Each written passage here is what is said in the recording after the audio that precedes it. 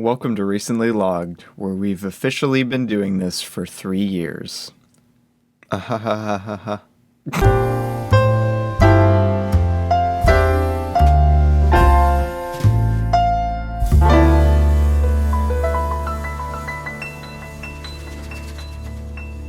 Greetings, people of the podcasting world. Here we are. We're back again. It's been a while since we've truly sat down. We Yeah. did the live stream, but it's been a while since we've sat down for like an episode. Yeah, it's been a long time. I was almost gonna make a joke in the intro, like it's been like a year since we actually sat down and recorded an episode of this. But here we are. We're gonna go over our, as the title of the episode says, we're gonna go over our most anticipated films of the new year. Yeah, we put up a Twitter poll, and both of my options that I suggested got much lower votes than anticipated. Micah, so. you gotta DM all your friends and tell them to pick your option. So if this episode sucks, it's all your guys' fault. Wow. Just in case you've never listened to the podcast before, my name is Robbie. And I'm Micah. And we're recently logged, and we go over movies. We talk about the movies. Yeah, typically we go over like a specific movie. Yeah. This time we're going over like a bunch of movies that we've never seen. So yes. Micah, the whole thing is we're supposed to be synthesizing our our excitement for these movies. Oh yeah, for the upcoming movies. Minions 2, here we come. our helping of dreams for the year, Micah. We're sharing. It's like dreams. Hail Caesar, Micah. It's like Hail Caesar. Exactly. But yes, we're going to be going over using Letterboxd's upcoming like most anticipated film list. We're going to be going over all of the movies we're most excited to see in 2022. If it's like Hail Caesar, does that make us Jesus? Does that make us Jesus? In the analogy, I think so. But anyway, I guess we'll go ahead and get started, Micah. I don't know if we're doing these in a particular order, not really, just kind of stuff we're excited about. I guess we'll go in order of like most anticipated on Letterboxd's page. Just as the list is laid out, I would guess. Yeah. So first up, the most anticipated film on Letterboxd right now is The Batman. Matt Reeves' film The Batman. So let's talk about that. What is there to say, really? I think I'm pretty excited for this. It can be okay. I will say it looks like it could be either like really good or just really, really bad. Like. I don't know. It looks like it would either be really good or like aggressively mediocre to me. No, like there's something about it that if this isn't really good, it's gonna drive me insane. Oh, okay. That makes sense. I'm gonna punch it through the wall if it's not good. I really like Robert Pattinson as Bruce Wayne. I think that's like a kind of actor we haven't really got for Bruce Wayne in the past. I guess so. In terms of like look and feel and vibe of like person. I guess that makes sense. Yeah, I was about to say, Micah, he looks kind of similar to Christian Bale. Well, yeah, no, he looks kind of similar to Christian Bale. In vibe, they're very different. And I'm really excited for Paul Dano as Riddler. Like the cast is just good of this movie. I forgot John Turturro was in it. Oh, really? That's funny. What did you think of the Riddler costume, Micah, that we saw? Well, the one that has been released. I will say what that one tweet said. It said it's really kind of ugly, but I kind of like how ugly it is.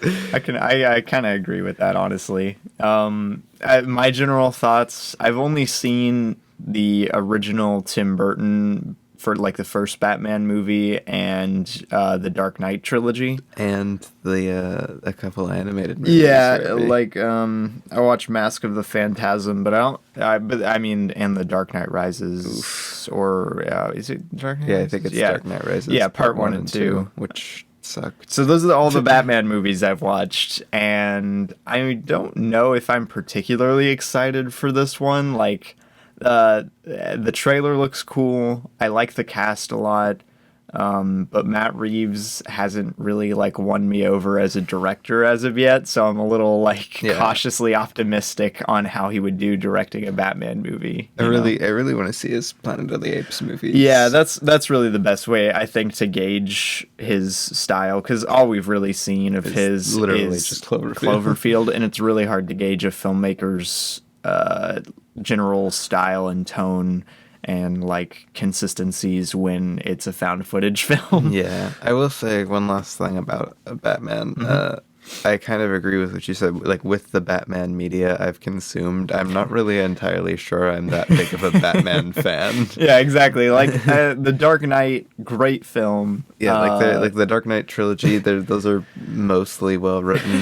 They're fine.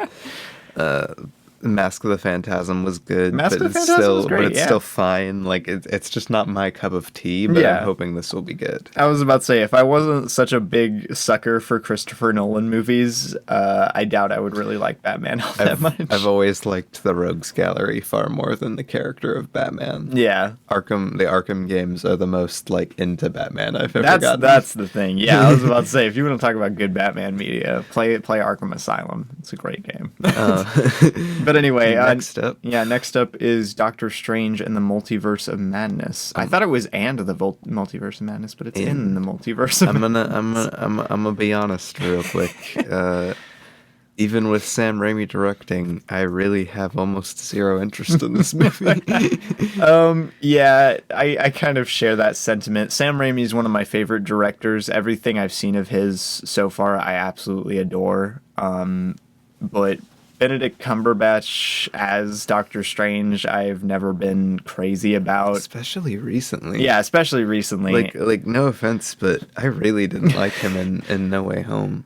Yeah, he's all right in No Way Home. I liked him better in that than in like Infinity War or anything. Yeah, I didn't like him in Infinity War. I didn't like him in No Way Home. Like the only thing I've liked him in was his own movie. But yeah, like if it wasn't for Sam Raimi directing this movie, I probably wouldn't even see it at all. But like, I don't know. I'm holding out. I'm holding out for a hero, honestly. And for semi co-host Luke, I will mention the fact that I also hope that they do more with Elizabeth Olsen, like they do more with Scarlet Witch than her being like, "Ooh, I hurt some people. I is sad now," when she really was doing some awful stuff in WandaVision. Yeah, man. I don't know. I have so many conflicting feelings about Multiverse of Madness, because like I thought the first Doctor Strange movie was kind of mediocre-ish. Like it was fine. Yeah, it's fine. The special effects are pretty cool. They wasted Mads Mikkelsen though. They wasted Mads Mikkelsen. So like a sequel to that, I'm like, eh. Yeah, and then in the current landscape of the MCU, where there aren't really sequels, they're like 50 crossover sequels. It's a little rough, and like at the moment, both of these characters have left a bad taste in my mouth. Yeah. But like even in terms of just what they've done in their last piece of media, they're not. They neither of them were very nice. Yeah. Well, I don't know. Not much else to say about it. I saw like one of the teaser clips or something, and it looked interesting, but I don't know. I'm cautiously optimistic. Why are there so many superhero Micah, we live in a society. Next up is Thor: Love and Thunder. It's Thor: Love and Thunder. It's directed by Taika Waititi. It's probably going to be bad. Oh, I guarantee. Well, I don't guarantee that it's going to be bad. Taika Waititi can direct real good sometimes. He can direct a good movie. And real mediocre the other times. Yeah. What is there to say about this? I guess I'm excited for Natalie Portman to be back. I liked her in the Thor movies when she was in them. Yeah, I've never been a huge Thor fan. The first Thor movie is pretty good. Yeah. The second Thor movie is Ragnarok. Yeah. At least it's funny, I guess. It's funny sometimes, and I'm worried. I don't know. I have too much of a bad taste in my mouth coming off of Free Guy, even though that wasn't his movie. I can't get over the fact that Taika Waititi thought those jokes were funny. I think Taika Waititi's ego has gotten way too big for me to enjoy his work. Yeah. On the whole. But yeah, no, Thor: Love and Thunder. Christian Bale is going to be cool in the MCU, I guess. The fact that like we have Korg and the Grandmaster coming back, it's not very convincing to me. Like, yeah, it just seems like it's going to be Ragnarok mediocrity spread across another movie. Yeah, I don't really have too much to say about Thor: Love and Thunder. But yeah, no, I mean, I'm excited to see it to an extent, but that's mainly just because I kind of want to see more of Taika's work. Yeah. Just because he has an interesting voice usually. not so much recently, but still. Next up is a Robert Eggers film. He's releasing one in 2022, which I was not aware of till like a couple weeks ago. Wow. But it's called The Northman. I don't know how you hadn't heard of this. I've been really excited for this for a while. I had no clue it existed until like a few weeks ago. This looks very up my alley. The cast is stacked. Willem Dafoe is in this. Alexander Joy is in this. Skarsgård. I don't know how to pronounce his name. That's the only way I know. But Bjork? Yeah, Bjork's in it. That's funny. A trailer played for it when we were in the theater watching Tragedy of Macbeth, and it looks very good. I mean, I haven't seen the trailer, but with the cast, I will definitely want to go see it. I will go see anything that has Anya Taylor-Joy, Bjork, and Willem Dafoe. Though it is quite something. I haven't seen anything Robert Eggers before, but it's quite interesting having watched the trailer, just the way the cinematography and like production was done on it. Mm-hmm. It kind of felt very like almost similar to The Witch in the way it's shot, but like more grand actiony. It was weird. Okay. It was really weird. It's going to be the first Robert Eggers action movie. Is that what you're saying? Well, like the entire story is like a man loses all family and like kingdom and then becomes very buff. She teams up with Anya Taylor-Joy and murders. Wow. Fair enough. I mean, as all men do once in their life. But yeah, that's my most anticipated so far by far. Yeah, no, so far, I mean, we've only covered like 4 movies, but yeah, but like definitely the Northman or the Northman. I mean, like, if like Robert Eggers' other films were cleaner, I probably would have gone and seen The Lighthouse in theaters or something. Yeah. He has a very interesting direction, just visually, even from his trailers, you can tell that, and I would love to go see one of his movies. I'm really excited for it. Yeah. Robert Eggers is a cool guy, and one of the most promising voices in modern horror. Next up is another superhero film. More specifically, another Marvel movie, Micah. Chris Pratt. Chris Pratt. It's Guardians of the Galaxy Volume 3, which I was excited about until Infinity War and Endgame rolled around. I'm kind of not happy about it. Like I wish they could have. I'm really kind of annoyed at Marvel right now that they're not letting anybody like have any trilogies of their own anymore. Like they used to the Iron Man trilogy. Just completely to himself. The Thor trilogy, even mostly. The Ragnarok still has Hulk in it, but it's whatever. Hulk and Thor, it's a comic book. I don't know. Yeah. Like, but anymore, they're not having anybody just like have a movie run separate from anybody else. They can't do it. I think the creators of the MCU are physically incapable of letting people have their own media anymore. Yeah, so we have the story getting all whipped around in Endgame and Infinity War, and now I'm just not interested. Really, really, I'm not interested in Guardians of the Galaxy Volume 3. If they got anyone other than James Gunn to write and direct this, I probably wouldn't go see it just because just out of not no interest in seeing it really, because they kind of, as you said, just kind of eliminate the emotional and through line of the first 2 movies, you know. Yeah, they really do. But yeah, I'm cautiously optimistic. James Gunn is a good screenwriter. He's a good director. I really like the cast for these movies, and the first 2 movies are 2 of my favorite Marvel movies and a couple of my favorite sci-fi movies ever. Yeah, so I'm excited for it, but See, while I think Guardians of the Galaxy stuff is like some of the best of the MCU, I still don't really like it. Yeah. And yeah, I don't know, the vibe Guardians of the Galaxy always gives off, I do not like. Micah's like, the vibe is wrong. Next up is a superhero movie. A Marvel movie. I'm actually excited about.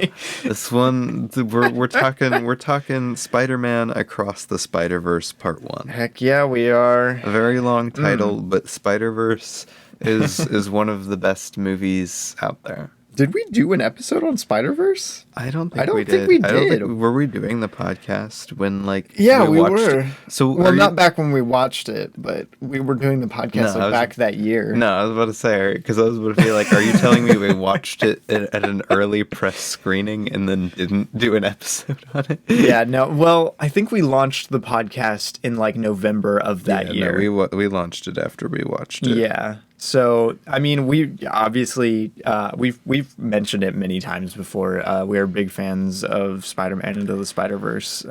So, obviously, a sequel to that with, the same production crew, the same animation crew, same cast. I'm obviously very excited to go see it. I know I was just harping on superhero movies being oversaturated, and I'm still not fully yay, another superhero movie with it. But Into the Spider-Verse, the reason I'm excited about it is Into the Spider-Verse is genuinely one of the most emotionally resonant, well-made, creative, inventive, and beautiful, animated and superhero movies that have come out in a long time. Definitely. I think it's an unprecedented level of pedigree in animation, in the modern landscape of animation. So, and this one appears to be even crazier than the first one. Yeah, I'm glad they're aging up the characters. Oh, definitely. And it's going to be interesting to see what they do with, why did I just lose his name? Miles? No. Who? Whoever plays Spider-Man 20, or whoever is the Spider-Man's name, Miguel. Yeah. What they do with Miguel. I don't know why I lost his name. Yeah.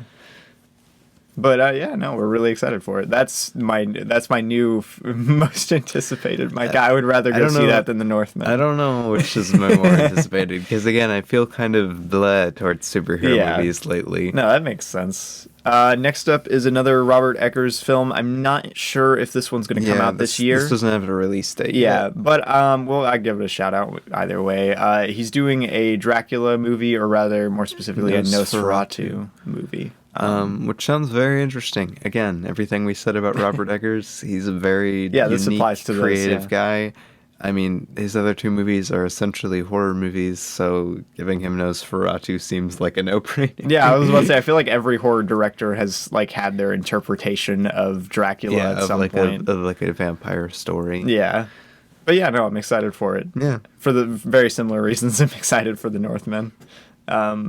But next up is Olivia Wilde's Don't Worry, Darling, which I'm not overly familiar with, but it has Florence Pugh and Harry Styles. I was about to say, I know almost nothing about this, but it's directed by Olivia Wilde, and its cast includes Florence Pugh, Harry Styles, Chris Pine, and Olivia Wilde, which I think is... that's enough to hook me.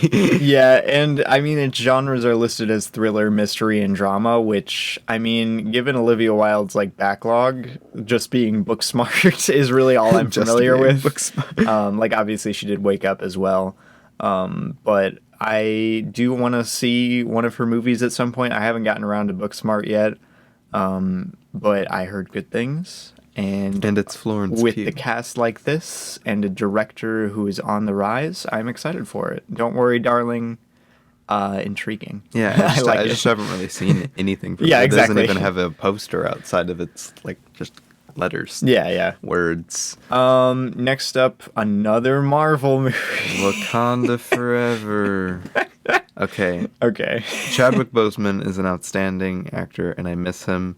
He was amazing. Yes. Very sad, but I don't really want to see Wakanda Forever. Yeah, this is kind of, I don't know. I don't really know how I feel about this movie yet. I don't know what to say about it. Didn't what's her face Oh, yeah. I forget how to pronounce her Is name. she even gonna be in the movie? I think who plays Shuri, I think she got, I don't remember if she got, like, pushed off the movie or not Yeah. because of vaccine stuff. But, like, I don't know. I'm just really not, I don't really care who they pass the Black Panther mantle to or what they do next with the story. I really Yeah. like Black Panther. And I really liked Chadwick Boseman That's as the Black thing, Panther yeah. and Michael B. Jordan as Killmonger. Like, that was a really good movie. Yeah. And I don't know, I can't really see that much interest in a sequel. Yeah. No, I don't know. I'm cautiously like excited about it. Just because I mean Ryan Coogler did a great job directing the first one, and it's mostly the same cast. So Yeah. I'm excited to see it at some point. I'm not saying it can't be good. Yeah. It's just I don't have as much interest as I would like, and like I don't know, it feels weird not having Chadwick Boseman. Yeah, for exactly. That's the thing. But anyway, next up is a new Scorsese film. Killers of the Flower Killers of Moon, the which Flower also Moon. doesn't have an official release date yet. I'm assuming it's releasing this year with how much stuff like Yeah, I've there seen was a lot of stuff. Yeah, I was for about it. to say a lot of like teaser stuff released for this last year, so I'm assuming it'll be out this year.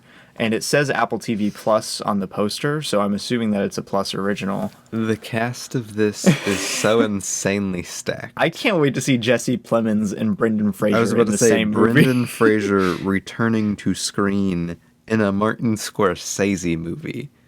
I just can't wait to see Jesse Plemons again. I love that guy. DiCaprio, But yes. DiCaprio and De Niro are literally just like the Martin Scorsese go-to. I think Yeah. those are his like two most used actors. But still, like the cast looks impeccable. It looks really good. I mean, Scorsese, as much as like it's kind of a joke, Scorsese, from what I've seen of his work, is just such a good director for knowing himself and knowing movies and knowing what he wants to do. He's a very knowledgeable director, I will say. Like he's just fun to watch because he knows so much like control over Exactly, his yeah. own stuff. Yeah.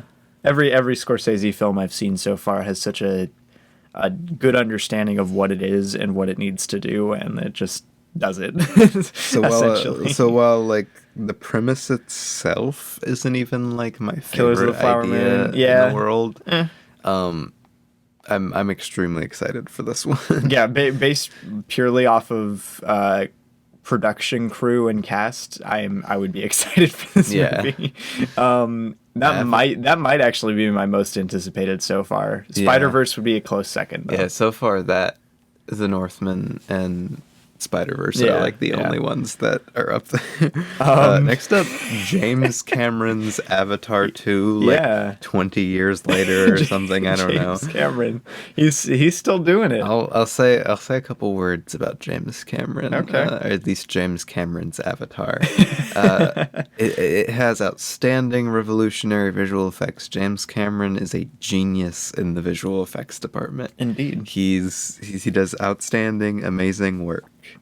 But like, does anybody even have any emotional investment in Avatar? Like, I know it did really well in the box office. It did amazing, Micah. But like, who cares about Avatar 2? I mean, I kind of want to see it, honestly. Yeah, but like, who has emotional do you remember investment? any of the characters? Like, I remember Wheelchair Man, There's a guy in a wheelchair? the main guy. Oh, I thought you were talking about like someone else. Obviously, the main character was. Like I don't really care. I don't have any interest. Like, I don't get why they're making it so much later. Like, these have been in production, and he's doing like 7 of them, and they've been in production for like 90 years. It feels like.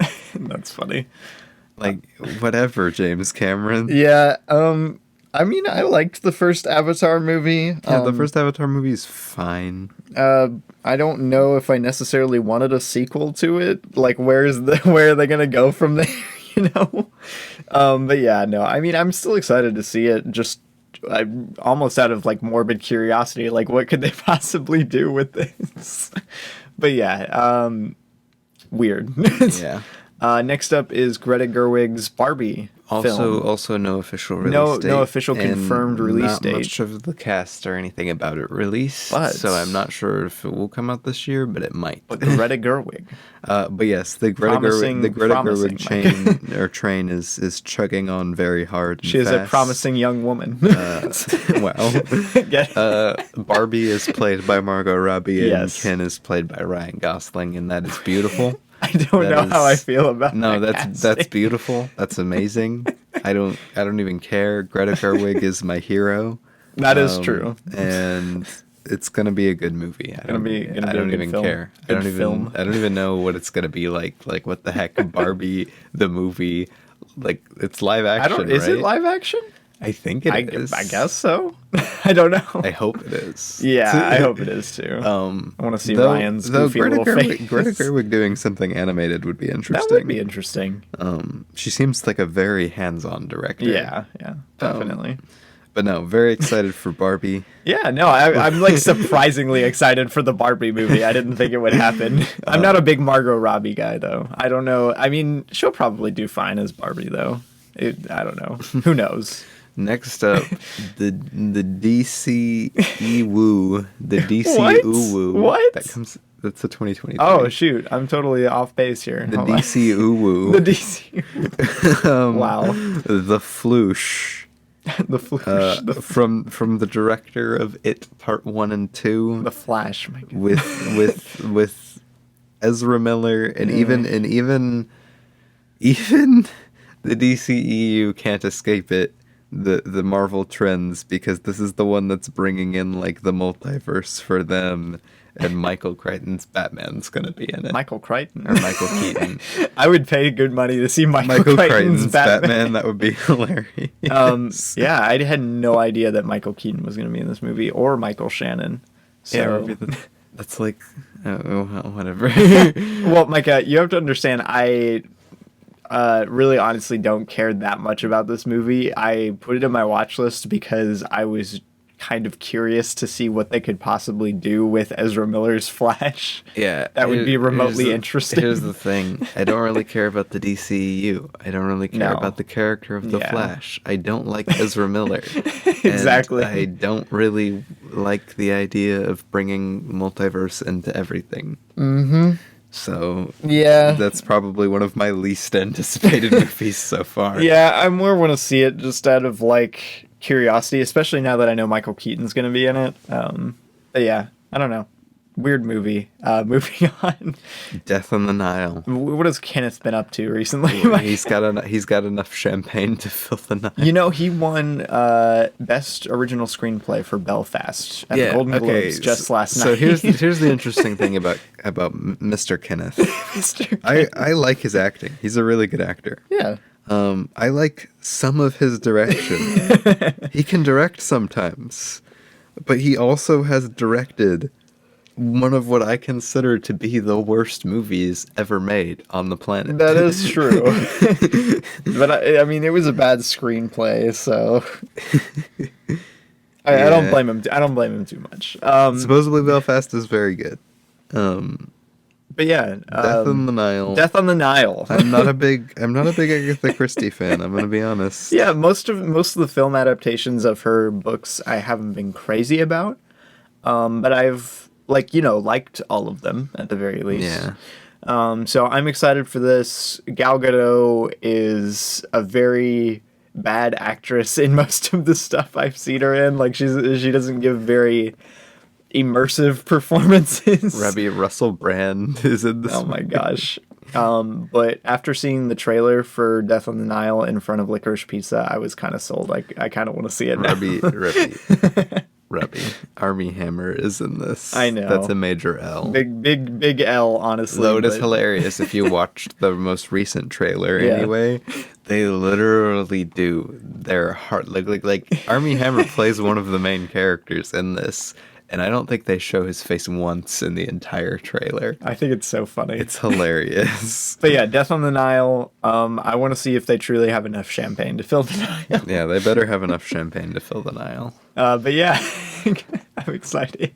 Next up, Babylon. Next up, my most anticipated film of 2022, Babylon. Damien Chazelle's Babylon. Damien Chazelle. Robbie's a big Chazelle fan. I'm a big Chazelle fan. I'm even more of a Brad Pitt fan than I was last year when we went over, or I guess it was 2 years ago now that we went over. We mentioned Babylon in our 2020 most anticipated thing. Yeah. Just because it didn't have a date yet. But yes, Brad Pitt, Robbie. Tobey Maguire. Very excited. I adore Damien Chazelle's filmography from what I've seen of it so far. Very talented man. La La Land changed my life, so I am very excited to see him basically tackle Singing in the Rain. Right. So I will say it's a premise that I'm not too thrilled about. It's essentially honestly, Singing in the Rain. No, yeah. But like especially having like Mank be made recently, like I'm just not that creatively interested, especially if it's like black and white and like everything that I think it probably like will draw from a base. Like I'm just not that interested in that. Yeah, but, that makes sense. But I trust Chazelle. I was about to say he's got such a good sense. Like he's got such good sensibilities when it comes to just making movies. I would rush out to the theater to see anything he directs. Right, like I don't even care. Like even his stupid Apple vertical short film was really fun. Yeah, like, yeah, exactly. He's just a really creatively. He's a fun guy. How to describe it? Like he's a creatively like I don't know how to say it. Like I don't know. Bursting with creativity in his work. He's one of the most exciting filmmakers like in the modern film landscape for me anyway. And I can't wait to go see it. I don't know. I've been excited for it from like the word go. Yeah. So yeah, that's my most anticipated. Next up. Toopgoon Mooverick. Wait, Val Kilmer's in this? Wait, he's still acting? Apparently. I thought he wasn't because of the throat cancer. Yeah, Top Gun Maverick, sequel to Top Gun. If you're familiar with Top Gun, I don't know if you are. Is Val Kilmer in the first one? Hey, speaking about... he is, okay. Speaking of Damien Chazelle's work... the guy from Whiplash is in this. Oh, really? Yeah. Oh, yeah, Miles Teller, yeah. But I have zero interest in this. I've never seen the first Top Gun. Oblivion and Tron Legacy kind of sucked, in my opinion. Oh, is this that guy? Oh, wow, okay. All I've seen of his is Tron Legacy, which was all right. It wasn't bad. And yeah, this is another one up there for one of my least anticipated. I have zero plans of going to see it. If I end up watching Top Gun before this movie releases, maybe I'll go watch it. But if not, I really am not going to make it a priority at all. But yeah, I mean, it looks interesting enough. It looks like pretty standard fare when it comes to like sequels, like 40 years later or something. But yeah. Not very exciting. Next up, Uncharted. Micah's most anticipated film of the year. No, okay. Listen. Uncharted is... I love video games. Like, video games are... I like more than movies. I like talking about them. Blasphemy. I like making them. I like studying them. Video games are my shtick in terms of media. Yeah. And Uncharted is genuinely my favorite game series. I don't think there's a single bad game. As game it should be. in the Uncharted series. Uncharted 4 makes me cry. Uncharted is a great, like, unprecedentedly great series. I love Uncharted. I don't think that's a word, actually. But does this look terrible. It looks terrible. It doesn't look great. The cast, I cried the day the cast was announced. It's terrible. Like Tom Holland could play a young Nathan Drake, but like which is what they're doing. It's supposed to be kind of sort of like an origin story, but like it's such a hodgepodge of everything. Like it has to do with Sam, and the trailer has like 50 different set pieces from every game. Yeah. And Mark Wahlberg is playing Sully, and I aggressively dislike Mark Wahlberg. Yeah. I don't want to see him in my movies. And like Nathan Drake is the all-American protagonist played by tiny British boy. Yeah. like I'm not even to say like, oh, Nathan Drake's a great guy. He's not. No. But like he's just like the most American I think you can get as protagonists go. Like he's the most American. That's why he's not a great guy. Yeah, exactly. Like But here we have Tiny Tom playing him. Oh no. Yeah, given Ruben Fletcher, I guess that's how you pronounce his name.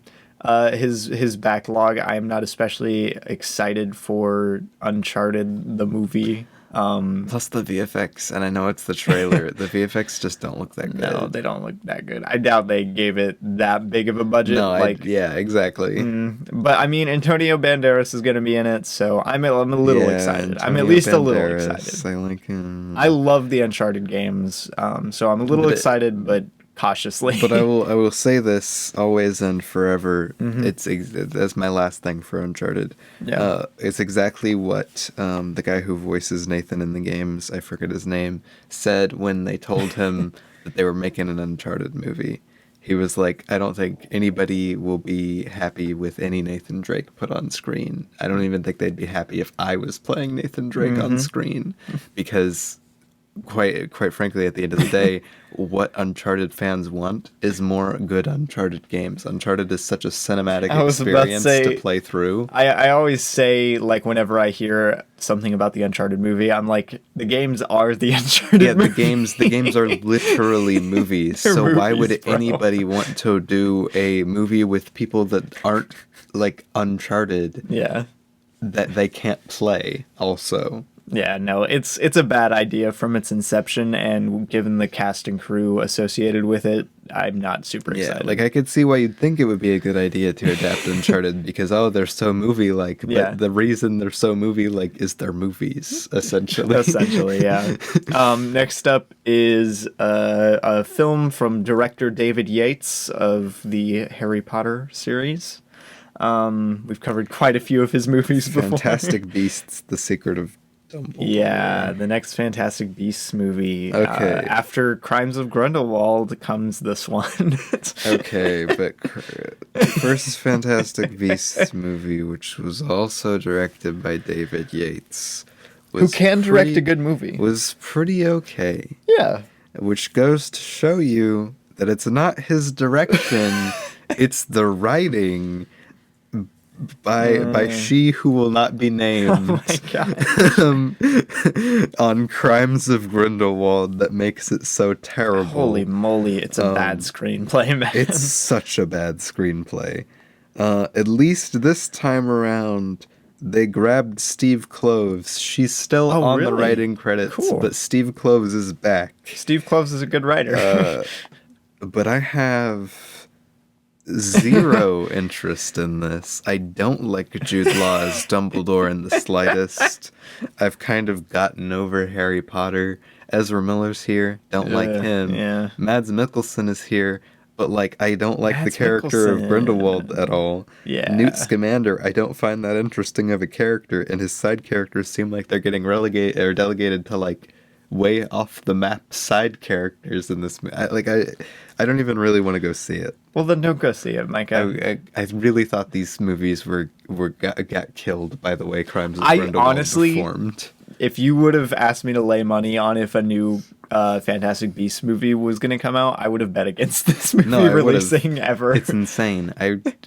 I'm not going to say I hope it goes terribly, because I know a lot of people are going to put a lot of I was about to say, like, it's still a huge piece of art that a lot of people are going to work on. But I kind of hope they don't make any more. Let this be the last one, please. Next up is Jordan Peele's Nope. More like, yep, because I want to see it. Because yeah. I mean, I've not seen a Jordan Peele film yet, but I've seen parts of his movies, and I've heard nothing but good things. Yes. And I really want to see the two Jordan Peele movies out there. I know, right? The day I get around to Get Out, I will be too powerful. And Daniel Kaluuya is like one of my favorite actors out there. He's amazing. Yeah. Oh man, why did I just lose how to pronounce his last name? Stephen. Yun? I forget how to say it, but I really like him too. He's amazing. The cast is stacked.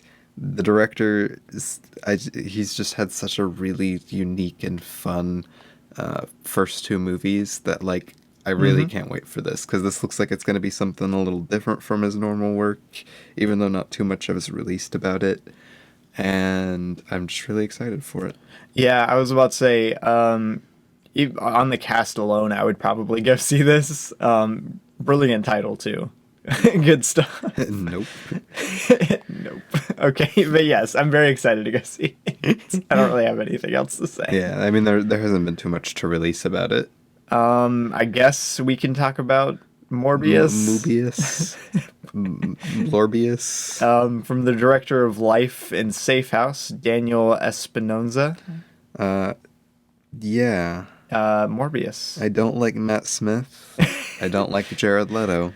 Yeah. I don't like Morbius as a character. Like, I don't like the character. Yeah, I've never Morbius. really been into Morbius in any capacity. Not really excited given the crew or cast, so I'm probably not going to see this ever. At least it looks like it's doing something slightly different, but like I still don't care. Yeah.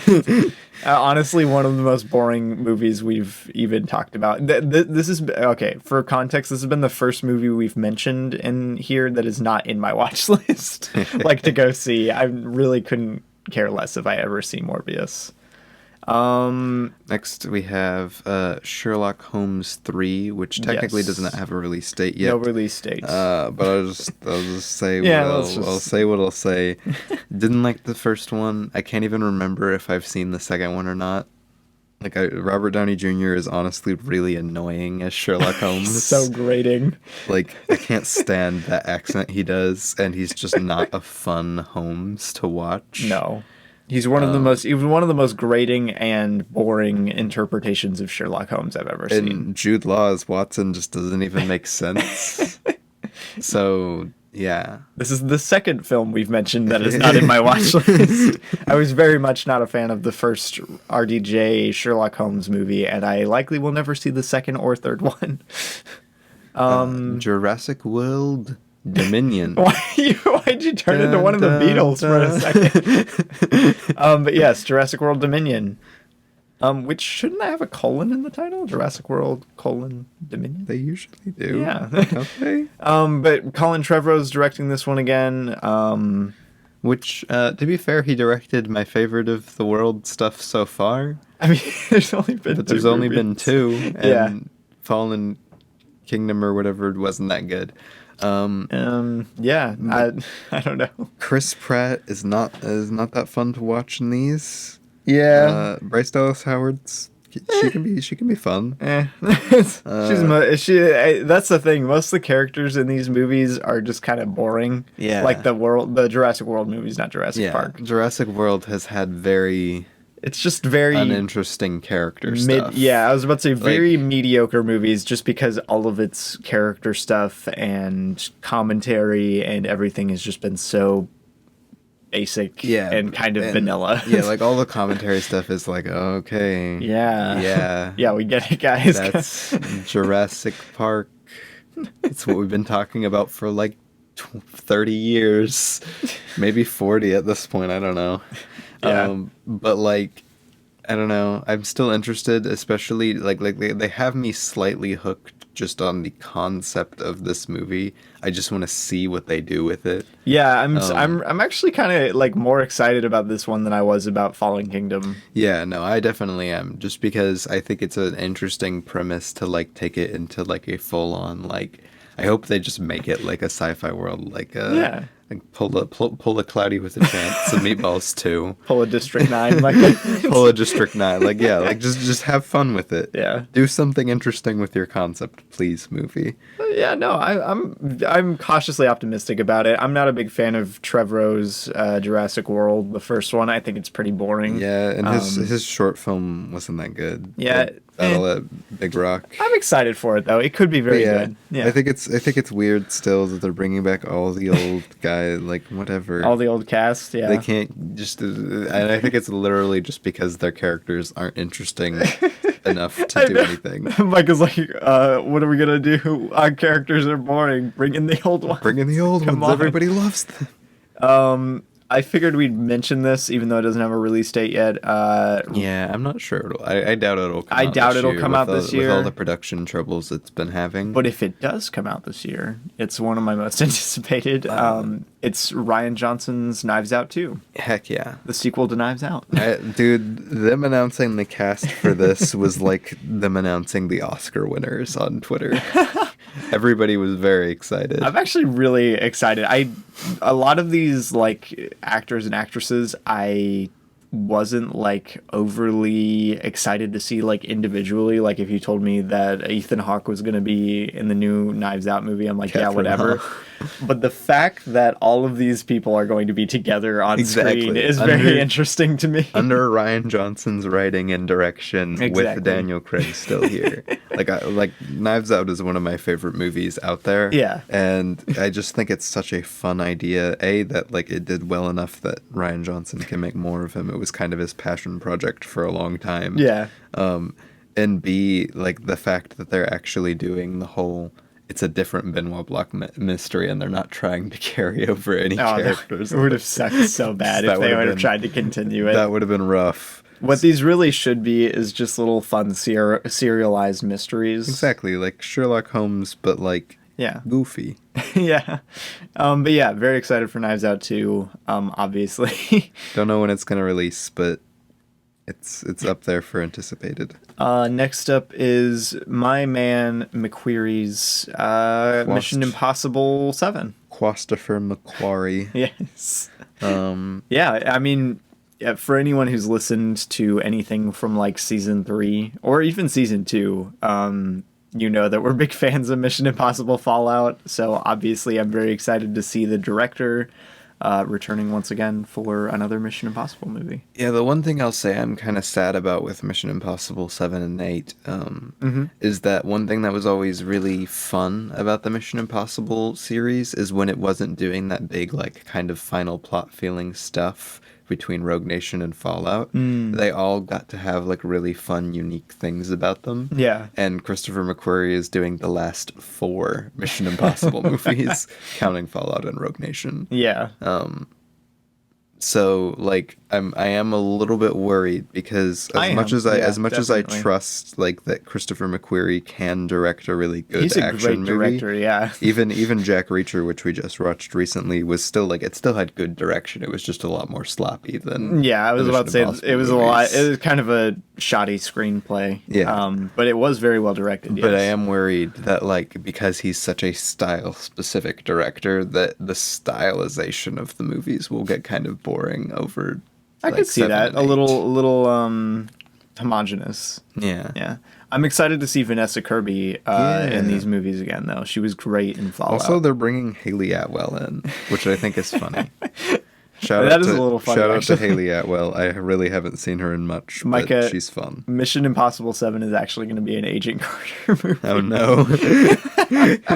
Steve Rogers is going to hop in. Micah, they're bringing Mission Impossible into the MCU. It's gonna happen. Disney's buying everything.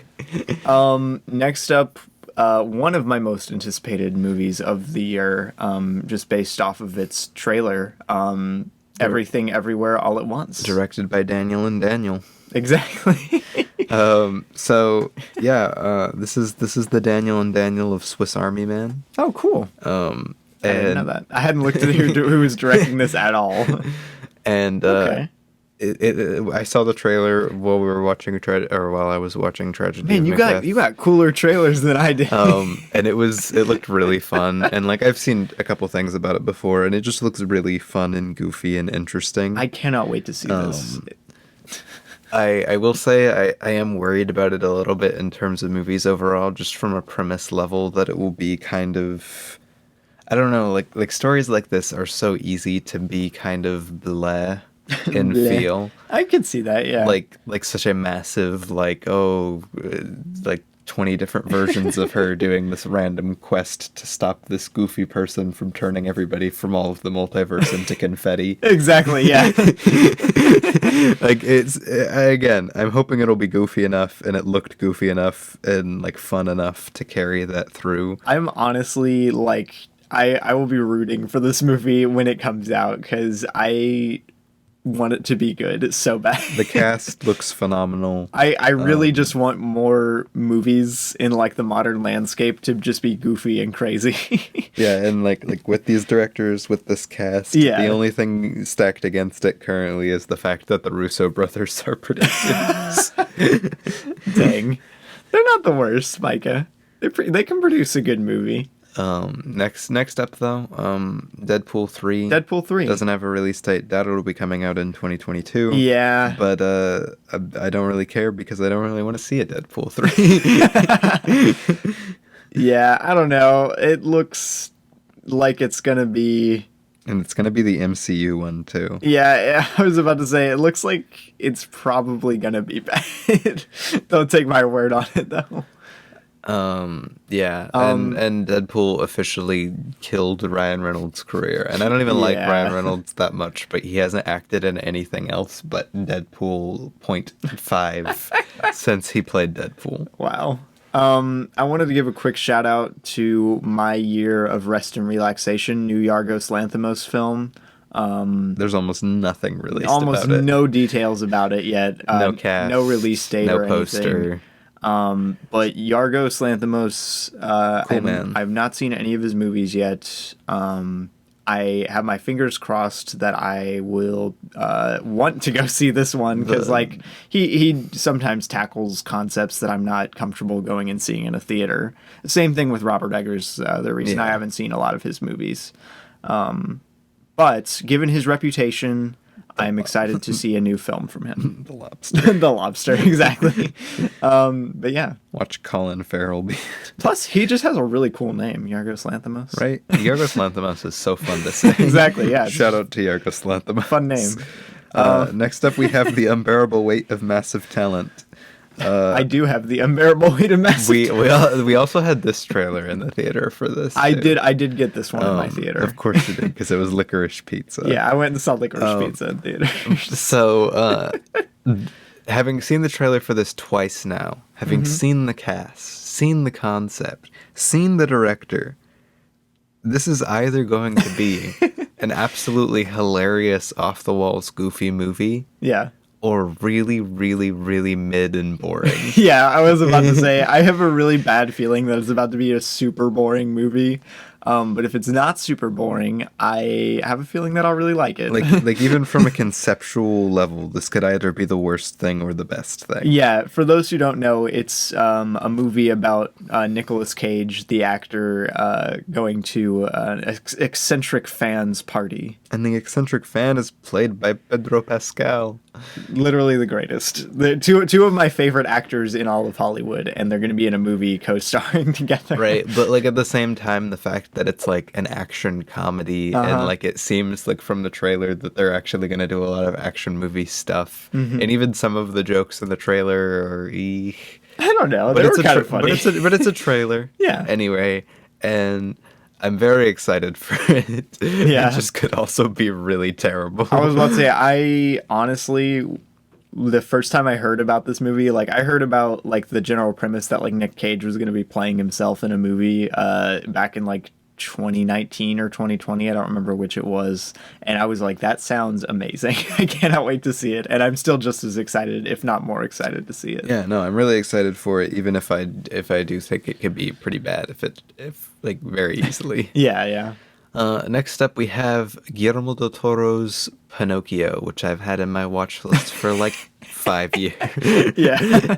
And no, I'm not any less excited for it. It looks so good. I mean, it's gonna have Ewan McGregor in it, so I'm just a little excited. I love Guillermo del Toro's work. Tim Blake Nelson is listed on here. And cool. The cast is outstanding. And on top of Guillermo del Toro, which I love, and the cast, which I love, Patrick McHale's on the screenplay. Ooh, I did not know that. You didn't know that? That's very interesting. I cannot wait to see this now. Okay. I am very excited about this. I'm not sure it'll be releasing in 2022. I'm very worried about it because it's been in production hell for like a long time. I just really love Del Toro's work that I've seen, but I don't adore everything that he touches, you know? I'm kind of obsessed with his with his production. Yeah. He's a very interesting man, very cool guy. But his Pinocchio movie, I am excited for. It's got a cool cast. I have a feeling Del Toro's direction would be good for it. Yeah. Next we have Blade. Blade. Yeah, it's a reboot to bring Blade into the MCU. I think it's a little funny. We've got I think Mahershala Ali is actually a really he's a good casting choice for it, but like great actor. Yeah, he's a great actor, but like I don't know. It's I'm not super excited to go see it. I haven't seen the first Blade movie. Yeah. Supposedly the first Blade's really good. I was about to say I do want to see Blade. But I can't imagine Blade being brought into the MCU and I'm just not that jazzed about it. Yeah, I don't know. It's gonna be interesting, I think, to like if they don't make it rated R, I'm very curious to see what a Blade movie would turn out like. Right. But yeah, wanted to give this one a shout out to, even though it doesn't have a release date. John M. Chu, from like the guy who directed Crazy Rich Asians and In the Heights, the two things I know him for anyway, is directing an adaptation of Wicked, the Broadway show. Which I will say, I'm not that thrilled about this story being brought to a movie. Like it's like if you said like Hamilton movie. Like it's a cool idea in like in a stage play, but like brought into a movie, it's kind of weird. Yeah, and I really am not that interested in seeing Ariana Grande in it. I think it'll be interesting. I don't know. I'm cautiously optimistic about it. In the Heights was good. Like Wicked has never been my favorite musical. I'm just not that big of a fan of a lot of the music or the story, but like it's still fun. But I just can't see it brought to screen. Even I don't know. Like the production's probably going to be good. I just. Next up, I wanted to give a quick shout out to Blonde, the Marilyn Monroe biopic that's coming out. I assume this year. I'm very excited to see it because it has a great cast. Adrian Brody, Ana de Armas. I would be very excited for this. Because I've heard the director does some good work. Exactly. I love the cast. Exactly. That it's a cool idea.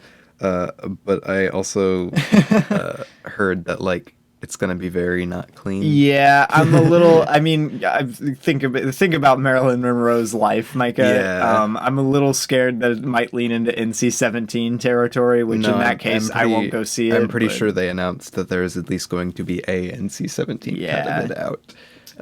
Which again, who knows? For the story, it's a real life story, whatever. But that's not really something I want to go see. I was about to say, yeah, I don't know. I'm excited for it. If I do end up wanting to go see it after I see like the content rating for it, but you know, because I vaguely excited. Ana de Armas, I love her, and she looks great as. Yeah, I was about to say, it looks much better than I thought she would as Marilyn Monroe. But yeah, so it's a really cool cast to me, but I'm not sure it'll be something that I'll want to go see. Yeah.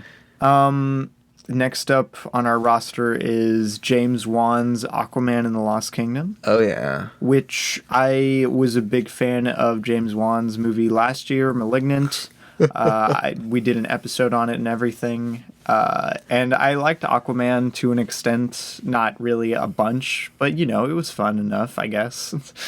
And I like Insidious, so I'm excited to see another film from him. Like I feel like I've given James Wan a bad rep because you really have. What he's known for, I have not seen. Saw in The Conjuring. I'm very interested. Like every time James Wan comes up on this podcast, you're like, ugh, Insidious sucks, bro. Well, Insidious really sucks, and I don't like Aquaman. Malignant was fun. Malignant is so much fun. Was really fun. Who's not gonna love it? But I also wouldn't call it like quality cinema. It's goofy popcorn cinema, but that's kind of James Wan shtick, from what I understand. Yeah, he makes fun movies, dude. Give him a break. I don't know. I don't really want to see a sequel to Aquaman. We may have to start speeding through these. I just realized we're nearing the hour mark. Well, I mean, we're not gonna do all of them. Well, no, obviously. I just figured we'd pop over to like ones we're actually excited for now that we've covered a lot of the really popular ones. Yeah, we're getting into territory. Don't really care about Black Adam. Don't really care about Halloween Ends. I'm very excited to see Lightyear. As stupid as that statement sounds. I am not. I think Lightyear looks really rough. This is like the exact kind of movie that like 8-year-old me would have made. This is exactly the kind of movie that like I am sad about coming from Pixar, especially. I honestly kind of can't wait to see it. It looks. I hope it's like super existential and super like Lightyear's like super depressed during the entire movie. That's my hope. But yeah, I'm excited to see it. Next we like on the list is Wasteland, but I thought Wasteland was coming after Furiosa. And Furiosa, the release date isn't until 2024. Yeah, I was about to say, I'm pretty sure Furiosa is the next film in the Mad Max series, so I don't think Wasteland's coming out for a while. But shout out to Wasteland and Furiosa, because Fury Road is an absolutely outstanding movie. It rocks. Not that interested in Fantastic Four. It just sounds kind of lame. I've never been that into the Fantastic Four, like, as characters. John Watts isn't my favorite director out there, so whatever. Next, How Do You Live? Well, I mean, technically this is already out, right? Yeah. But How Do You Live? How Do You... I really want to see it. I do really want to see it, yeah. Wonka is 2023. Disappointment Boulevard. Very excited to see it. New Ari Aster. Another promising director in the horror genre. Doesn't have a release date, but its cast is real cool. Yeah, definitely. And yeah. I'm just excited for it. Looks cool, yeah. Shazam, don't really care about. Though Uzumaki, I really want to see. Oh, yeah. I really love the manga. It's one of my favorite, like, I mean, why did I just lose that? I even looked up how to pronounce his name earlier. I don't know who you're talking about. The creator of the manga. He's like one of the most influential like horror artists. I hate to tell you this, Micah. I am very unfamiliar with manga writers in any capacity. I have no idea. But the guy who created his name. Anyway, he is an outstanding designer. Like I think he's literally probably one of the best visual horror workers, like creators ever. His manga is so good. An adaptation to screen sounds very weird. Hope they lean full rated R for it. Oh well, yeah, I would hope so. Yeah. And I'm extremely excited to see what happens, especially being that Uzumaki is like one of the weirdest of his horror series. I didn't really know much about it. Honestly. I hope they go crazy with them spirals. Cool. Wanted to give a shout out to Wes Anderson's movie that's coming out sometime. I don't know if it's going to be this year. Interesting looking cast. Has he worked with Scarlett Johansson before? I'm not Other sure. than like Isle of Dogs. I don't think outside of Isle of Dogs, and I don't think he's worked with Tom Hanks either. I'm excited to see Willem Dafoe in this. I mean, I love the cast in most Wes Anderson movies, and I love a lot of Wes Anderson movies. So I'm excited for it. Good stuff. Asteroid City. Weird. If it's a sci-fi, I'm interested to see him do a sci-fi. Yeah, to actually tackle a sci-fi movie. Oppenheimer's not coming out till Turning Red. New Pixar film. I did want to mention what? The Killer from David Fincher. Oh, yeah, the new Fincher film. It doesn't have a release date yet, but I am really excited to see Fincher do something new. Exactly. He's a cool guy. Cool filmmaker. But Turning Red. Turning Red, yes. New Pixar movie. That's what I just said, dude. Very sad that it is getting released exclusively on Disney Plus again. Yeah, that just got announced that it wasn't getting a theater run, and that sucks. Yeah. But, I mean, I'm still excited to see it. Pixar, I wasn't crazy about Onward. We did a whole episode about it. But I am excited to see what they're going to do, because I loved Soul. I was about to say, from the director of Bao. Yeah, I was about to say, Bao is like my favorite of the Pixar short films, so I'm excited for it. Bao does taste really good. That's good, man. We haven't made Bao in a while. Plus, I'm happy to see that a female director is actually getting like just sole directing credit on a Pixar movie, you know? Yeah. That's nice. The one thing I will say about it, though, is, like, from the trailer, it just doesn't really look like something that interests me personally. Okay, that's I'm gonna fair. give it. Obviously, I'm gonna give it a chance. I'll watch anything that Pixar puts out, pretty much. But like, it didn't. I'm not thrilled about the story. That makes sense, yeah. I'm excited for it. It looked cool. When I first heard the premise of the movie, I'm like, that's kind of funny, actually. Maybe I'll go watch it. But yeah, I've just gotten more excited for it as time's gone on. So, next up, wanted to give a quick shout out to David O. Russell's Canterbury Glass. Grab me David O. Russell's filmography. I know. Silver Linings Supposedly Playbook Silver and Linings American Playbook. Hustle. Supposedly Silver Linings Playbook is good. I haven't watched it yet. American Hustle. Okay. Okay, but it has John David Washington, so I want to go see it. John David Washington is a gift. He really is. Gift to humanity. Rami Malek, Margot Robbie, Christian Bale. It looks weird. The fact that Taylor Swift and Chris Rock are in a movie, the same movie, is so funny to me. Like, this entire cast is just like really weird. Mike Myers, Robert De Niro. Like, does anything I'm saying sound like a real movie? This is like Knives Out 2 levels of like, I don't really care if these actors and actresses were in like a movie individually, but the fact that they're all here together is so weird to me. And I'm very excited for it. I can't wait to see it. Next up, Paddington 3. Paddington 3. Don't think it'll be releasing in 2022, but just because fingers crossed, bro. Because it doesn't have a release date. Yeah. Shout out to Paul King. Wish he was directing. Paul King, but the he's king.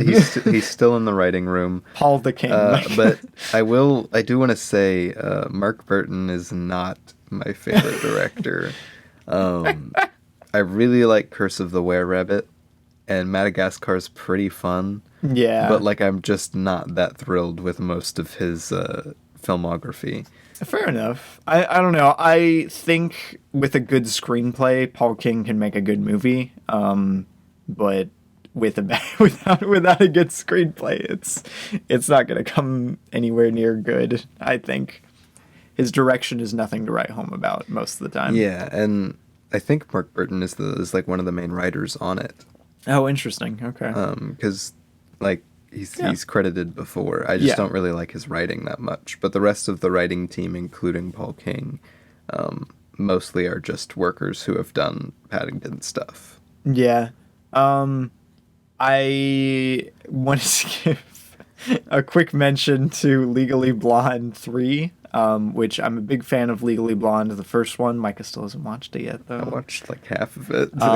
Great movie. I haven't seen Legally Blonde 2 yet, but I am excited for both of them, both 2 and 3. So the gang's, just wanted to mention the gang's still here. Micah, Wong Kar-wai has a new movie coming out. I didn't know that. Blossoms Shanghai. Shout out to Wong Kar-wai. And I cannot wait to see it.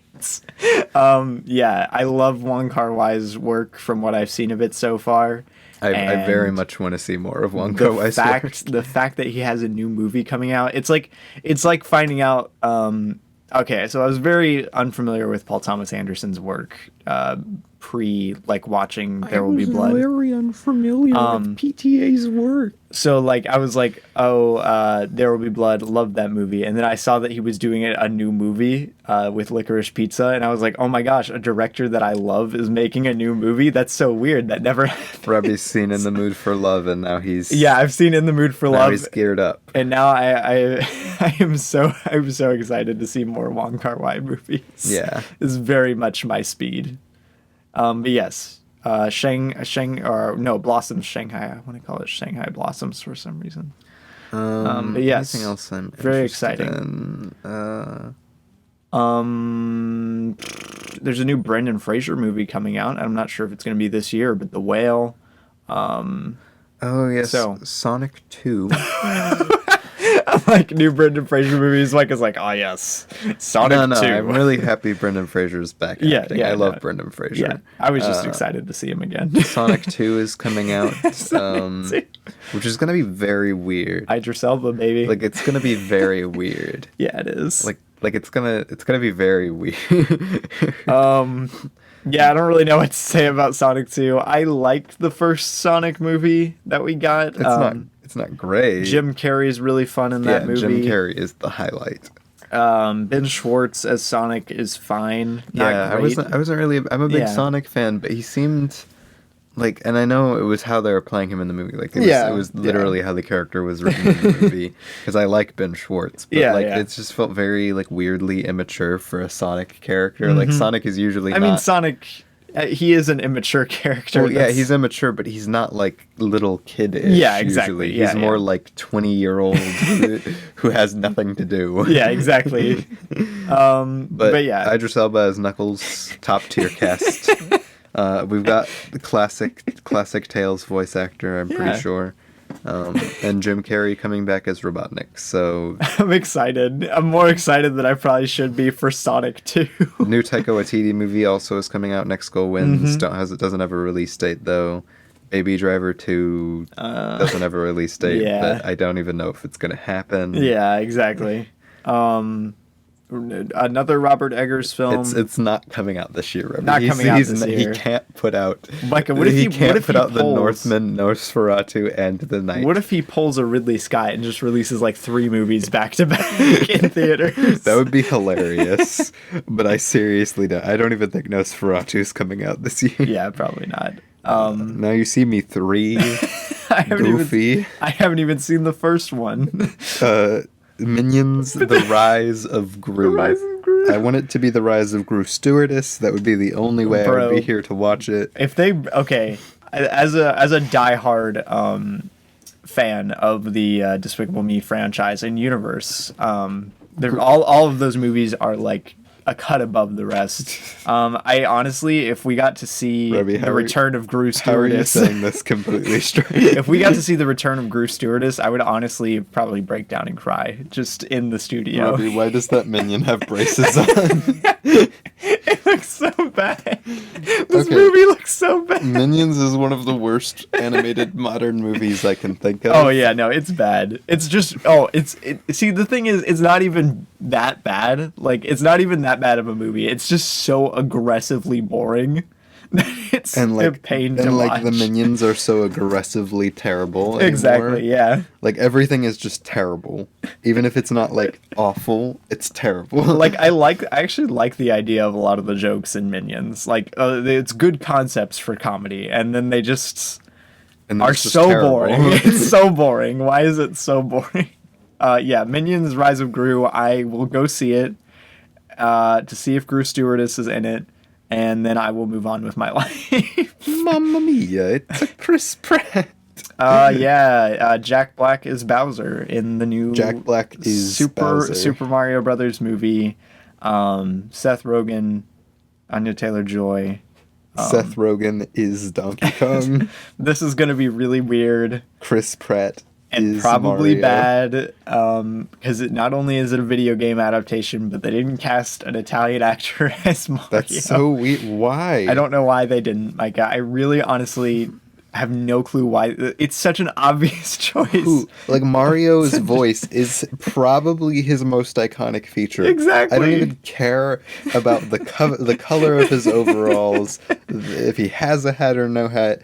His voice hasn't changed in like Mario's voice. It's a Mario. It's a Mario. Everyone.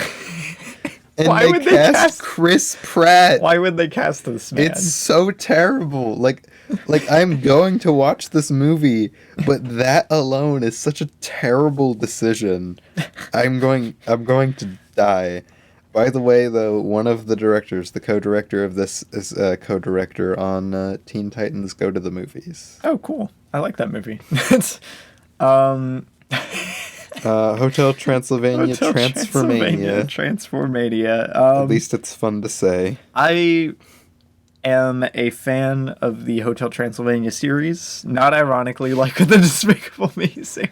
Yeah, no, the Hotel Transylvania series is pretty fun. It's got a really fun cast of characters. Shout out to Genity. Yeah, I was about to say he's a really, really talented animation director. He is not going to be directing this one, which I'm very sad about. But I mean, Derek Drymon, He's a guy. He worked on SpongeBob for a long time. Yeah. So I'm like still excited to go see this. All of the like teaser stuff and trailers I've seen of this is really bad, honestly. Yeah, I don't like the story concept at all. I don't like that they're doing another one after the third one. Like the third one was a pretty good ending for the series. Yeah, I'm excited for it, but not super excited for it. Yeah, like I really, and the fact that and I wasn't even on board for this. I didn't even know it was a thing. But the fact that they made the Invisible Man look like that. Oh my gosh. Is a travesty. Like as a personal fan of the Invisible Man. Right? The Invisible Man is amazing. The whole joke is that he was supposed to be super sexy. Yeah, exactly. And then they made him ugly in this movie. He was supposed to be super sexy, you just couldn't see him, and then he looks like a character from the animated Addams Family. That is not a good thing. And that's the worst. That is the worst thing I could say. I feel so bad for anyone who slightly resembles characters from the Addams Family movie. No, Robbie, it doesn't happen. Those are horror creatures. Oh, that movie is so bad, man. I can't wait. I cannot wait to see the Barry Sonnenfeld Addams Family just to get the taste of the newer animated one out of my mouth. And I think we're almost through like anything most of the ones we wanted to mention confirmed coming out in 2022. I'm excited for the Elvis biopic. I was about to say Elvis is coming out. Moonfall looked fun if it's good. And by the way, Elvis is coming out from the guy who directed The Great Gatsby, Moulin Rouge, and Romeo plus Juliet. Very interesting. And backlog. Australia with Nicole Kidman and Hugh Jackman. That's funny. It's goofy. Yeah, no. Maybe it'll be good though. Yeah, maybe it'll be good. Yeah, I don't know. Moonfall looked, like I said, looked interesting. Disenchanted, I'm not sure if it's going to be this year. Looked cool though. But that's really about it. Like in terms of it falls off. There's a lot more movies on this list, obviously, but like in terms of ones that are probably coming out this year and most anticipated, it falls off pretty fast from here on out. All right, Micah. So, what's your most anticipated film for this year? Do you think? Ooh, that's really hard. I know. There are or at least like a top 3 or something like that. You know? I would say maybe Pinocchio. Ooh, but I don't think it might not even come out. The Northman looked really good. Okay. Northman, Pinocchio. Not Spider-Verse, Micah? Not I don't think that. I don't know. I mean, it has the 2022 release date. No, it's not that. Oh. It's just that I'm not sure I'd qualify it as my most anticipated. Okay. Yeah, I don't know. I said some stuff earlier. I forget all the ones Babylon, I was saying. Maybe? Babylon. MI7? Really good. No, MI7 is not one of my most anticipated, unfortunately. But yeah, I don't know. There's a lot of really good-looking stuff, including Spider-Verse. Absolutely, yeah. But hopefully this year we'll add on to the decade well. I know, right? I was mentioning that Wolfwalkers and Licorice Pizza would be hard to top, and then like for my decade ranking list, and I'm like, we're only like 2 years in. Right, we're 2 years into a 10-year thing. Yeah. As for me, my most anticipated is probably Babylon. I think I said the same thing at our 2020 most anticipated. I just really want to see another Damien Chazelle film. I think you did say that. Yeah. So Babylon, very excited about. I think I would probably list Spider-Verse as my second most anticipated, and then Killers of the Flower Moon. Shout out to Unbearable Weight of Massive Talent and Everything Everywhere All at Once, though. Those are my other ones that I'm like really excited to go see. To Nope and Nope. So yeah, that's how we're feeling about 2022. Very exciting. Actually, there's actually a lot more movies than in 2020 that I'm excited to see. Yeah, no, for sure. In 2021, especially. Yeah. No, it's nice. Did we want to do what we watched with how long we've been going? Yeah, why not? Why not? All right. Well, we're gonna kick it into another segment, a what we watched segment. For those of you who don't know, it's just gonna be a short little thing where we talk about the movies we watched since our last episode. Precisely. we'll try to keep this brief because I am semi-starving. Oh, yeah. Beginning of the year, I guess, is what we'll go from. And I will say that 90% of what I've watched, probably over 90% of what I've watched this year, has exclusively been DreamWorks movies because I'm working on a DreamWorks ranked video for my channel and Grawey Films.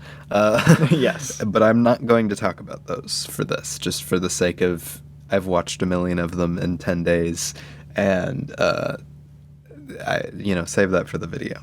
Yeah. I mean, I watched some of them too, so we'll probably just like skim over them. So yeah, on the second I watched Ants and Prince of Egypt. Nice. On the third I watched Chicken Run. Chicken Run. And those were your first movies of the year. Yes. And then also on the third I watched The Tragedy of Macbeth. Tragedy of Macbeth. Which I was so excited Joel about. Coen, baby. I really like Shakespeare. I really like the Coen brothers. Like I was geared up for this. The cast, great. And it turns out it was freaking fantastic. I did not know it was like a direct word for word of the stage play, but that was so cool. I'm really glad they did that because it works into making the whole thing like a spooky kind of dreamlike stage play that works really well for like film.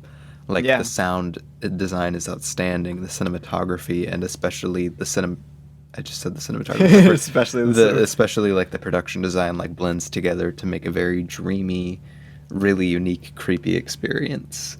And I kind of am in love with it. I can't wait to see it, dude. It sounds super cool. I gave it a 5 out of 5. That same day we went to the same theater, but watched two different movies. Yeah. I watched Paul Thomas Anderson's new movie Licorice Pizza. I watched Licorice Pizza. Okay. So Licorice Pizza. That's all I've heard from him for the past week. I was about to say it's kind of become my new obsession for some reason. But I mean, There Will Be Blood is like one of my favorite movies ever. So it makes sense that I like more of Paul Thomas Anderson's work. So yeah, I don't know. Licorice Pizza, great cast. Great production design, great cinematography, great direction, great editing, great music. A great movie. Fantastic film. One of my favorites of the decade, and we're not even that far into it yet. I will say I put Tragedy of Macbeth at the top of my 2020s decade list. I rated it a 9 out of 10, but I have honestly, I've been glancing back at that rating and been so tempted to bump it up to a 10 out of 10. Should watch it again. Ruby. I know. I want to go see it again so bad. I tweeted out, why did no one tell me that when I go see Licorice Pizza, all I'm going to want to do is go see it again? Well, hey, I'm just holding out for, as sad as it will be watching it, not in a theater, I'm holding out for the 14th when Tragedy of Macbeth comes on streaming. But yeah. Then we went home and watched Shrunk. Great movie, by the way. Fun comedy. Yes. Yeah. Then on the 4th, I watched Spirit, Stallion of the Cimarron, yes, that is correct. Okay, I was I do not remember how to pronounce this for the life of me. Okay. And also Sinbad, Legend of the Seven Seas. Nice. That day, I also watched Spirit with you, and I watched World War Z for the first time, and it was aggressively mediocre. Nice. Go figure. Would you rate it? Oh, I give it a 5 out of 10. And then that very night, after I got home from theater, we watched Shrunk 2. One of the greatest animated comedies ever made, probably. Very, very good. Yes. Then on the 5th, I watched Shark Tale and Wallace and Gromit, Curse of the Were-Rabbit, and That Night Over the Hedge. Yeah, I watched Over the Hedge, too. And then on the 6th, I watched Shrek the Third, B-Movie, Kung Fu Panda, and then that night we watched Watership Down. So many DreamWorks movies, Micah. Which Watership Down... we need to do an episode on Watership Down one beautiful, of these days. Fantastic, amazing, right up my alley. I bought the Criterion for myself for Christmas, and I kind of love it. It grew on me a lot, even from the first watch, and I bumped it to a 5. Yeah, I was about to say a very similar thing for me too. I loved it on the first watch, but the second watch really helps highlight the context of the whole story, and it's really cool and really great. Feeling watching it and getting the kind of fairy tale mystical vibe of the really unique study of mortality is really cool. Yeah, no, it's a super dope movie. Go watch Watership Down if you have not seen it yet. The 78 version, 1978. Then on the 7th, I watched Madagascar 2. There were Madagascar Escape to Africa, I should say. That's funny. Still not a very big fan. But anyway, we also watched that night Sunshine. Indeed, we did. Which I still think the choices of movies we had in between all of these DreamWorks movies is quite funny. What to say about Sunshine? We did an episode on it. I actually have upped my rating for it since then. Outstanding movie. I honestly struggle to think of a sci-fi movie that I connect with more than Sunshine. Yeah, exactly. Like even if it's not like my favorite sci-fi movie, emotionally it hits so much harder than like 90% of sci-fi I watch. I love it so much. And I have so much respect for this movie on a technical level. Yeah. And I feel like everybody in the world is sleeping on it because the way it uses lighting and distortion and like reflections and stuff for visual storytelling. It's honestly one of the best uses of visual distortion I've seen for a narrative, like in anything ever. No, it's incredible. It's I love it. And like, dude, that scene, I forgot how good that scene was when they start flashing the pictures up and you feel like you're going insane for a second. The movie starts gaslighting you. Exactly. I love Sunshine. Yeah, Sunshine. Danny Boyle's Sunshine. I gave it a 10 out of 10. I love it so much. I wanted to give a shout out to all of the movies that I watched that day too. I watched Poi Poi Molcar for the first time. Is one of the ones that I added to my watch list because I saw that it was like super highly rated. Yeah. It's a stop motion Japanese kids show about like mole cars or like guinea pig cars. Like it's set. I think the premise says it's set in the future where all the cars are like guinea pigs now, and it's really weird, but it's also kind of great. So yeah, go check out Poi Poi Molcar if you want something that you could watch with your child. I also watched Good Burger for the first time, which I had never seen anything from it before. And I don't think I've ever seen Kel in anything, Kel Mitchell, in like any movie before, and I really loved him in this. So I'm very excited to see more of his movies now. The Keenan and Kel. Yeah, I'd never seen Kel from Keenan and Kel. I was about to say Kel of Keenan and Kel. Yeah, no, he rocks it in this actually. He's one of my favorite performances in a Nick comedy that I've seen. Yeah, so really fun movie. I gave it a 7 out of 10. Then I think that night we watched Monsters vs. Aliens, or at least I hope that night. Otherwise, the 8th was kind of sad. Yeah, it was post Sunshine watch of Monsters vs. Aliens. Then on the 8th, I watched How to Train Your Dragon, Kung Fu Panda 2, Puss in Boots, Escape, Madagascar 3, Europe's Most Wanted, and The Visit, and then The Visit again. Yeah, the second time was with me. That was 1, 2, 3, 4, 5, 6 movies that day. But to be fair, I watched half of those, because I've seen most of them before. I just want to watch them to get a refresher on all of them, and I was working while I watched most of those. The Visit, I suppose we'll give it a quick run over while we're here. I would like to do an episode on it. Yeah, I want to do an episode on it. There's enough here that I would want to talk about it. Moo Night Shumaloo. Yes. Mr. Shyman. The Shyman. Mr. Shyamalan. He's got a very interesting filmography. We loved Old last year. Loved Old. Loved Sixth Sense. Loved Split. Like exactly. His movies are very hit or miss. He's got a certain elegance to his movies. Yeah, no, which I did not expect to be in The Visit, right? But somehow still there. Like the fact that he kept his elegance in a found footage movie is hilarious to me. The highlight of The Visit is by far, I think, the kids. I think they do a really good job in it. Yeah. I think they're very scarily accurate to how the writing for them is really good. Yeah. Are. But like, I don't know, it was really fun. It's way out there. It's so much different than everything M. Night Shyamalan has done, and like almost than any other movie, both like tonally and like story-wise. Like it's just so crazy. I think I said in my review, this movie everything from its editing to its dialogue has an energy that I don't really know how to describe. Right? But it's good. I like it. There's a Tyler, the Creator name drop in this movie. What is going on? I liked it, but what is going on? I gave it a 7 out of 10. I thought it was pretty great. I also gave it a 7 out of 10.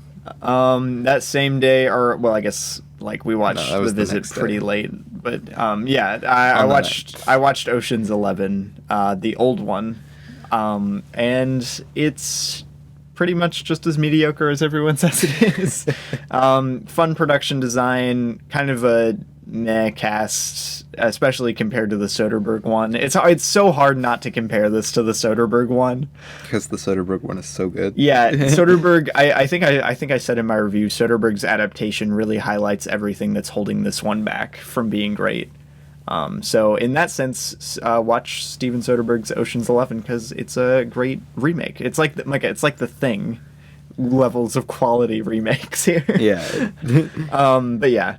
Ocean's 11, fun enough, kind of boring for a majority of its runtime, though. Not really worth checking out unless you want to see Frank Sinatra being a jerk to people for like 2 hours. Hey, it's just like real life. It's just like real life. Whoa. Then last night we watched Encanto again. This time with my girlfriend. She had never seen it. She works at a movie theater, and people at her movie theater told her that it kind of sucked. And I still have zero trust for anybody who works at the movie theater other than her. Micah, I keep losing so much faith in like modern audiences. But then again, she works with somebody who literally said to her that she doesn't watch any movies but MCU movies. Okay, guys, if that is what you are doing with your life, and you care about movies, please expand your palette. Please, I'm begging you. But man, Encanto really has just like, it just gets better every time I've watched it. Just sitting on it in my mind, it's really good. The more it marinates in my brain, the more I like it. I don't think I'll give it any higher than what I gave it. I gave it a 4.5 this time around, but I don't think it'll ever hit a 5 for me. No, I think honestly, it has some actual like story problems that are holding it back from being like, that's Encanto. It's a perfect movie. Yeah, I think it's masterpiece. I think it's got some story problems. Yeah, and like it really does just feel too short. And that's part of the thing. And I know that sounds ridiculous, but like it's short. It's such a like big scale story, even though it's a small scale story in terms of like emotional like resonance with all of the characters and everything. That I really just wish it had more time to do anything, because like most of the side characters in the family get like a song to be their entire character, and some of them don't even get a song. Yeah, I was about to say, they made a rich enough world and interesting enough characters that I want to spend more time. Yeah, exactly. And it feels a little disappointing when the movie doesn't flesh them out more than it could have. Like if this would have been like half an hour longer, I think it honestly probably could have been perfect. Yeah, I love it so much. The music's great, animation's great, character writing's great, pacing's great. I don't know. It's a fun movie. I like it a lot. Very much. And the music is, like I said a bit ago, I think. Encanto has, I think, probably genuinely some of my favorite music Lin-Manuel Miranda has ever made. Even like Hamilton, like stage work, movie work. I really like the music. Fair enough, honestly. It's great stuff. Even though like not all of the songs are outstanding. Like the 3 or 4 that are really good are like really good. Yeah. But yeah, no. I mean, after that, and then late last night. After that, very late last night, probably way too late last night. It was like 2. We watched Rise of the Guardians for the first time since it came out, 2012. How old were we? We were like 10. I was like 10 years old when this came out. Yeah, it's been a while. Weird movie. Weird, so weird. The cast, it's so weird. Very weird. It's not just bad. Weird. No, it's not even bad. I think it's a very 3-star movie. I don't think I could give it 3.5. I really admire how visually kinetic it is and how imaginative the lore is for it, and I love the way Jack Frost moves, just as an animated exactly. character. I don't know. It's a fun enough movie. Yeah, no. I think it's honestly, I say it's a little boring. Like it's a little boring. It's kind of boring. But like it's so oddly atmospheric in a weird way. No, I don't like it. Like It's I so like weird. the movie, but It's I don't such a like weird the movie. fact that it has good atmosphere for some Exactly. reason. Yeah. What? Honestly, this would be a 4, like an 8 out of 10, if not for Hugh Jackman's Easter Bunny. Yeah. He's kind of the death of cinema until he's tiny. I like how he's tiny. That's nice. Why is Isla Fisher's Tooth Fairy so... Yeah. Yeah, no, fun movie though. Very weird. Del Toro is a producer. On it. Cannot stress the fact that I watched Rise of the Guardians and The Visit that close together. Two of the weirdest movies I know. No, of. Ravi, your 4 recents are even weirder than mine because at least I have The Visit twice. Yeah. Of course, it was twice in a row, like the same night, which is weird. But you have The Visit, the Ocean's 11 with Frank Sinatra, and Encanto, and Rise of the Guardians. Yeah, weird set of movies. 2022 has been a fun year for me so far, though. Like I said, looking forward to a lot of movies.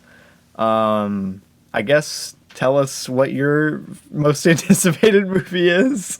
If you're on YouTube, you can comment below, or you could just tweet at us if you want to. Or you could just think it, and we'll know mentally project in your heart what what you mean. But yeah. Thank you for listening, and we'll catch you guys in episode 2 of season 4. Yeah, excited to kick off a new season. Yeah, season 3 was really fun, and we've been doing this for a long time now, actually. So it's gonna be fun doing more movies. Absolutely. Catch you guys in the next one. Goodbye.